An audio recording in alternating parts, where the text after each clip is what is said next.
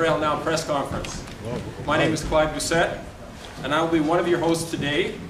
My co-host is Councillor Christine Ledman, and together we will pilot you through 4 different presentations. Thank you all for taking the time to come out on what I know is a busy day and is going to be a busy week. It's great to see so many friends, colleagues, and supporters. We have every generation presented here, from the elders down to, I understand my grandson and granddaughter are coming too, so they're not here yet, but they'll be here. They're nouveau-nés dans le monde. And I also think I've seen some colleagues, Councillor Deans out there somewhere, and anyone else, just from Councillor Cullen, anyone else can just happily to raise their hand and shout their name out. Okay. And most importantly, there are people here who will be impacted by the decision Council takes on light rail. People from Canada, people from all of our communities, from my ward, from Heron Park, from the Glebe, people from Canada, representatives of the malls along Carling, representatives of the Civic Hospital and our big institutions there. And your testimony, your presence here today is testimony to the importance of what we we will be suggesting. The 4 sections, and these are sort of organizational footnotes, so I hope you'll bear with me. The 4 sections will be the following. The first will be myself just giving you kind of a general reason for why Councillor Ledman and I have invested so much time and effort. And I don't think I've ever worked on anything quite so hard as this. And I must say right now, it's been a great pleasure to discover Councillor Ledman and her staff. We've worked very, very harmoniously together, and we wouldn't be here if we hadn't been able to work so well together.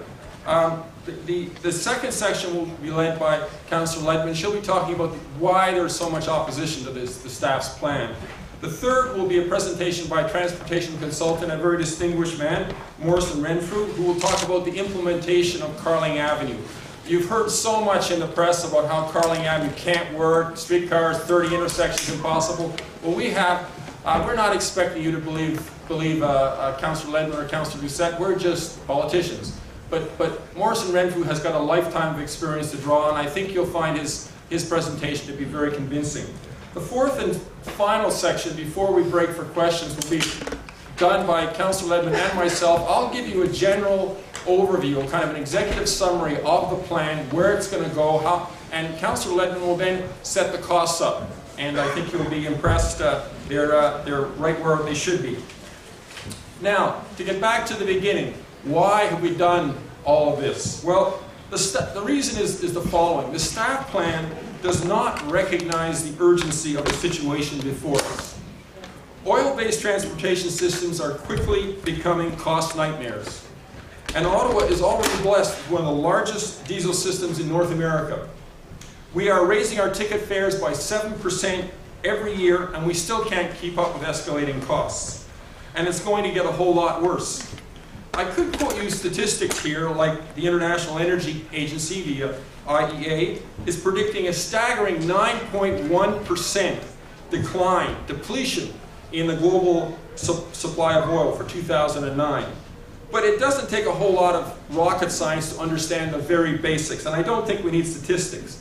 At the beginning of the 20th century, about less than 20% of our urban energy needs were met by oil. At the end of the 20th century, more than 80% are met by oil.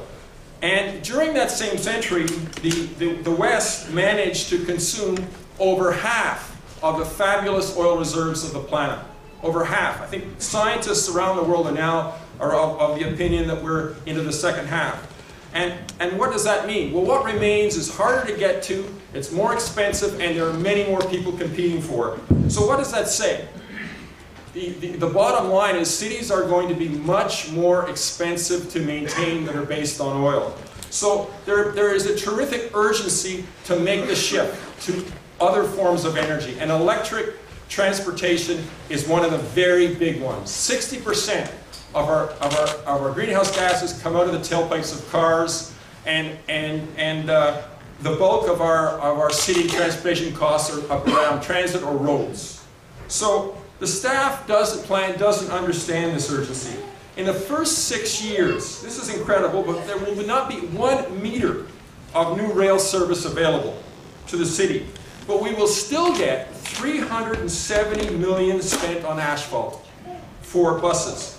And at the end of 10 years, not a single community beyond the Greenbelt, not one, will have any rail service. Nor will there be any out there in Canada or Orleans for more than 20 years.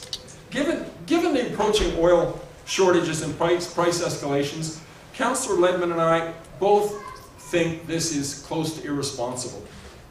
The harsh reality of the present plan is that most of the councillors on council will have passed away before there's a citywide electric service. Finally, maybe that's why they don't care.